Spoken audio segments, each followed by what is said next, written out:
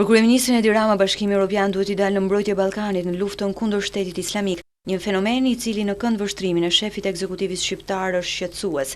Gjatë promovimit të librit të tij Kurban në gjuhën rumune nga Bukureshti, lideri i mazhorancës Rama ka theksuar se pengesa më e mirë ndaj ekstremizmit e terrorizmit është përshpejtimi i integrimit të rajonit tonë në Bashkimin Evropian. Nëse larg qoftë ekstremizmi islam do të gjente rrugë për të kthyer në një nacionalizëm fetar në formën e një lëvizje brenda Ballkanit, do ishte fundi i kësaj që kemi sot. Dhe Islami radikal e gjen më të lehtë që të penetrojë në territorin psikologjik të